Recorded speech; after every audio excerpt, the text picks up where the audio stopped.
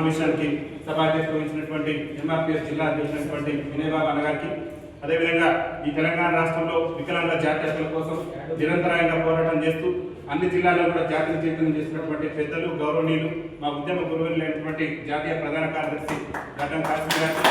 అదేవిధంగా ఈ సమావేశంలో పాల్గొన్నటువంటి వికలాంగుల హక్కుల పోరాట సమితి జిల్లా అధ్యక్షులైనటువంటి చింత సతీష్ అన్న గారికి, అదేవిధంగా మహిళలు కూడా వికలాంగుల సమాజం కోసం నీరు సైతమని చెప్పేసి పోరాటంలో ముందున్నటువంటి మా మహిళా రాష్ట్ర నాయకులైనటువంటి రావి స్నేహలత చౌదరి గారికి, అదేవిధంగా జిల్లా ఉపాధ్యక్షులైనటువంటి చింత సాంబయ్య గారికి, అదేవిధంగా ఈ సమావేశంలో అన్ని సంఘాలు పాల్గొనేటటువంటి సందర్భంలో ఇక్కడ ఉన్నటువంటి ఒక స్కూల్ని ఒక పాఠశాల నడుపుతున్నటువంటి పెద్దలు మందనాచార్య గారికి,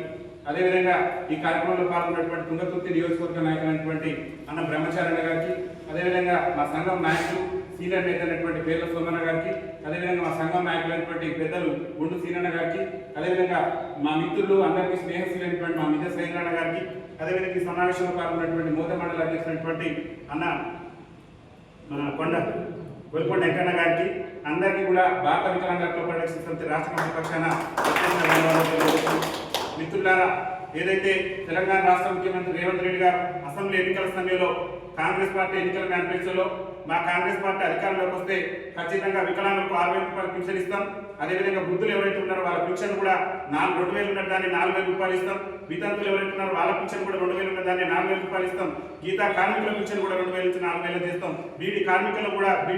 పింఛన్ కూడా 2,000 రూపాయలు 4,000 రూపాయలు చేస్తామని చెప్పేసి కాంగ్రెస్ పార్టీ 6 గ్యారెంటీలో భాగంగా ఖచ్చితంగా ఈ ఆసరా పింఛన్లు అన్నిటి కూడా మేము పెంచుతామని చెప్పేసి ఆ పథకం యొక్క పేరును కూడా చేయుత పింఛన్లు అధికారంలోకి వస్తే అదే నెల నుంచి మేమందరికీ కూడా పింఛన్ డబల్ చేస్తామని చెప్పేసి ఈ రాష్ట్ర ముఖ్యమంత్రిగా ఆనాడు పిసిసి అధ్యక్షుడైనటువంటి రేవంత్ రెడ్డి గారు అనేక బహిరంగ సభల్లో అనేక వేదికల మీద చెప్పింది. ఇవాళ తెలంగాణ రాష్ట్రంలో కాంగ్రెస్ పార్టీ అధికారంలోకి వచ్చి 18 నెలలు గడిచింది. 18 నెలలు గడిచినా కానీ ఏ ఒక్క ప్రతిపక్ష పార్టీ కానివ్వండి, మన ఓట్లతో గద్దెనెక్కినటువంటి ఎమ్మెల్యే కానివ్వండి, ఇవాళ సూర్యాపేట నియోజకవర్గాన్ని చూస్తే పెద్దలు జగదీశ్వర్ రెడ్డి గారు ఈ సూర్యాపేట నుంచి ఎమ్మెల్యేగా ప్రాతినిధ్యం వహిస్తున్నారు. ఈ రోజు కూడా అసెంబ్లీలో మైక్ పట్టుకొని వికలాంగుల జాబితాకు సంబంధించి కాంగ్రెస్ పార్టీ ఎన్నికల మేనిఫెస్టోలో ఇచ్చినటువంటి హామీ ప్రకారం వికలాంగుల పింఛన్ 6,000 పెంచాలి, అదేవిధంగా ఇతర సామాజిక పింఛన్ అన్ని కూడా పెంచాలని చెప్పేసి ఈ రోజు ప్రతిపక్ష పార్టీలు కూడా అసెంబ్లీలో గొంతు ఇప్పట్లేదు. మరి మనకు ఒక ఆత్మ బంధువులాగా, ఈ దేశానికి ఒక దిక్సూచి లాగా, ఒక మాదిక జాతే కాదు, ఈ దేశం గర్వపడే విధంగా సమాజంలో అట్టడి నుండి దుర్భరజింతలు కట్టుకున్నటువంటి వికలాంగుల సమాజానికి నేను ఉన్నాయని చెప్పేసి మనకు చేతనిచ్చి ఆ రోజు ఈ రాష్ట్రంలో నాకు తిరిగేలేదని చెప్పేసి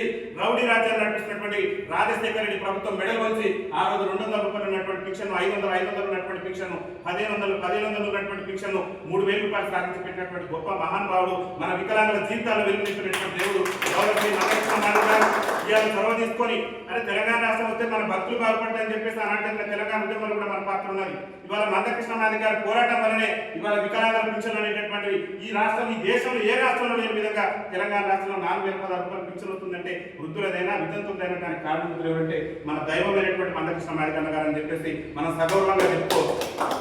ఈరోజు మన ప్రతిపక్షాలు మౌనంగా ఉన్నాయి. కాంగ్రెస్ పార్టీ ఎన్నికల మేనిఫెస్టోలో ఇచ్చినటువంటి అంశాన్ని నెరవేర్చాలని చెప్పేసి ఏ పార్టీ కూడా ప్రశ్నించట్లేదు, ఏ పార్టీ కూడా డిమాండ్ చేయట్లేదు. మందకృష్ణమాది అంటే ఒక రాజకీయ పార్టీకి సంబంధించినటువంటి వ్యక్తి కాదు, ఒక కుల సంఘానికి సంబంధించినటువంటి వ్యక్తి కాదు. ప్రజల మనిషి, ప్రజల గుండెల్లో ఎక్కడైతే అన్యాయం జరిగితే అక్కడ మరి నిద్రపోకుండా అన్యాయం జరిగినటువంటి ప్రజల పక్షాన నిరంతరంగా పోరాడేటటువంటి మన ఆరాధన దైవం. ఆయన పద్మశ్రీ అవార్డు వల్ల కేంద్ర ప్రభుత్వం గుర్తించి పద్మశ్రీ అవార్డు ఇచ్చింది. ఆయన ఇట్లా కూర్చోవచ్చు, నాకు పద్మశ్రీ ఇచ్చింది, నన్ను గుర్తించిందని. కానీ నాకు పద్మశ్రీ కాదు, ఈ అవార్డులు కాదు, నాకు ప్రజా సమస్యల పరిష్కారమే ముఖ్యం. ఈ రాష్ట్రంలో అట్టడుగు ఉన్నటువంటి వికలాంగుల సామాజిక వర్గానికి అండగా నిలబడాల్సిందే. అసెంబ్లీ ఎన్నికల సమయంలో కాంగ్రెస్ పార్టీ వికలాంగులకు ఇచ్చిన హామీలు అమలు చేసేంత వరకు కూడా రేవంత్ రెడ్డి ప్రభుత్వం మొడలు వంచైనా సరే హైదరాబాద్ కేంద్రంగా పెద్ద ఎత్తున వచ్చే నెల ఆగస్టు 13వ తారీఖున హైదరాబాద్ రాష్ట్ర రాజధాని కేంద్రంగా మొత్తం కూడా హైదరాబాద్ దిగ్బంధం చేసినా సరే రేవంత్ రెడ్డి ప్రభుత్వం మెడలు వచ్చి పింఛన్ సాధించుకోవాలనేటువంటి సంకల్పంతో ఈ రోజు గౌరవ శ్రీ మందకృష్ణమాది గారు రాష్ట్రంలో ఉన్నటువంటి అన్ని వికలాంగ సంఘాల మేధావులు కూర్చోబెట్టిండు, అన్ని అనుమత ప్రజా సంఘాల మేధావులు కూర్చోబెట్టి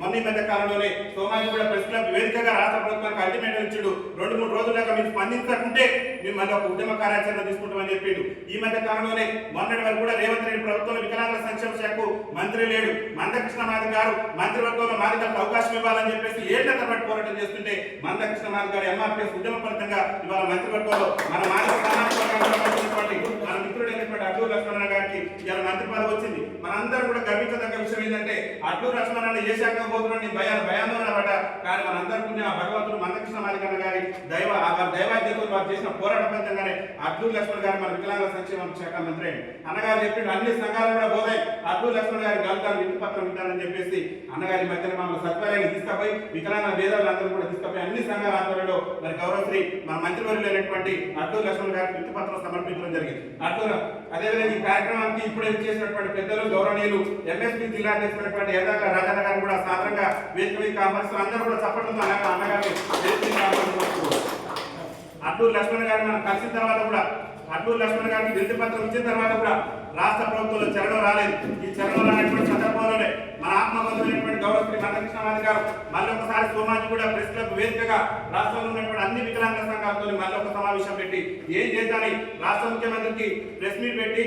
దీని 3వ తారీఖులోపు ప్రభుత్వం నుంచి స్పందన రావాలన్న ప్రభుత్వం నుంచి స్పందన రాలేదు. అదేవిధంగా మళ్ళీ రాష్ట్ర మంత్రివర్యులు అయినటువంటి అడ్లూరు లక్ష్మణ్ గారికి మరి రాష్ట్రంలో వికలాంగులు పడుతున్న ఇబ్బందులు మీ కాంగ్రెస్ పార్టీ ఇచ్చినటువంటి హామీలను నెరవేర్చాలని చెప్పేసి మంత్రి గారి దృష్టికి తీసుకెళ్తే మంత్రి గారు కూడా వెంటనే స్పందించి ముఖ్యమంత్రి గారికి సమస్య చెప్పినప్పుడు కూడా ప్రభుత్వం నుంచి సానుకూల స్పందన రానటువంటి నేపథ్యంలో ఈ మధ్య కాలంలోనే బసిబాగ్ మరి ప్రెస్ క్లబ్ లో నిర్వహించినటువంటి సమావేశం అన్న రౌండ్ టేబుల్ అన్ని సంఘాలతో కూడా సమావేశమై ఒకటే నిర్ణయం తీసుకుంటూ ఇక మనం పోరాడని రేవంత్ రెడ్డి ప్రభుత్వం మెడల్ వంచది ఈ పింఛన్ పెరిగేటటువంటి పరిస్థితి లేదు కాబట్టి రాష్ట్ర ఆర్థిక పరిస్థితి బాగలేదు అది బాగలేదు మాయమాటలు చెప్పి 18 నెలల నుంచి మనం వికలాంగ సమాజాన్ని మోసం చేస్తుండు. ఒక్క వికలాంగ సమాజాన్ని కాదు చేయిత పింఛన్ తీసుకున్న ప్రతి ఒక్క పింఛన్ దాన్ని కూడా మనం మోసం చేస్తున్నటువంటి సమయంలో మనందరం కూడా సంఘటితం కావాలని చెప్పేసి అన్నగారు దూరదృష్టితో ముఖ్యంగా వికలాంగ సమాజం ఏం కోరుకుంటుందంటే ఇవాళ ఎస్సీ ఎస్టీలకు అన్నగా అంబేద్కర్ పుణ్యంలో ఇవాళ రిజర్వేషన్ అనేటటువంటి రాజకీయ రిజర్వేషన్ అనేటటువంటి ఉండబట్టే చట్టసభలలో మన ప్రతినిధులు ఉండగలుగుతారు. ఇలా తుంగతుర్తి నియోజకవర్గం నుంచి మన మందుల సామ్యాన్న అసెంబ్లీలో అడుగుపెట్టిందంటే ఆ రోజు అంబేద్కర్ గారు రాసినటువంటి రాజ్యాంగం మనకు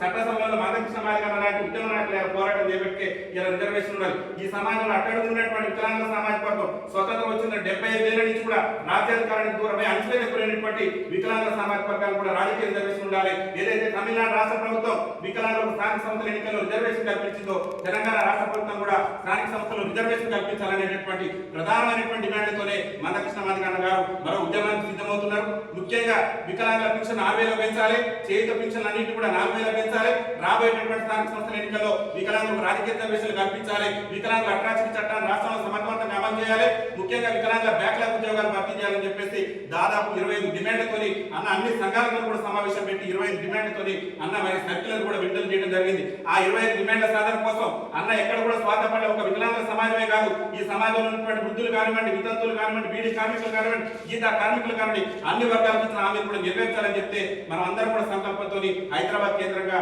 మనం హైదరాబాద్ దిగ్బంధం చేసి ఈ సమస్య పరిష్కారం అవుతుందని చెప్పేసి ఆ రోజు జరిగినటువంటి సమావేశంలో అన్ని సంఘాల అభిప్రాయాన్ని కూడా సేకరించి ఖచ్చితంగా హైదరాబాద్ దిగ్బంధం చేయాలని చెప్పేసి అన్నగారు దృఢ సంకల్పంతో వాస్తవంగా సమయం కొంచెం ఎక్కువ తీసుకోవాలనుకున్నాడు. అన్న సెప్టెంబర్ అక్టోబర్ తీసుకోవాలనుకున్నాడు. కానీ స్థానిక సంస్థల ఎన్నికల నోటిఫికేషన్ వస్తే మళ్ళీ మన పింఛన్లు పెరగకుండా ఉండేటటువంటి అవకాశం ఉంది. స్థానిక సంస్థల ఎన్నికలు మన వికలాంగులకు రిజర్వేషన్ ఇచ్చేటటువంటి అవకాశం ఉందని అన్న ముందస్తుగా ప్రమాదాన్ని గుర్తించి ఇమీడియట్లీ మన వికలాంగ ఒకప్పుడు నోట్లు రద్దయితేనే ఈ దేశానికే గర్వించదగ్గ విధంగా హైదరాబాద్ కేంద్రంగా బహిరంగ సభ పెట్టినటువంటి చరిత్ర మన మధ్య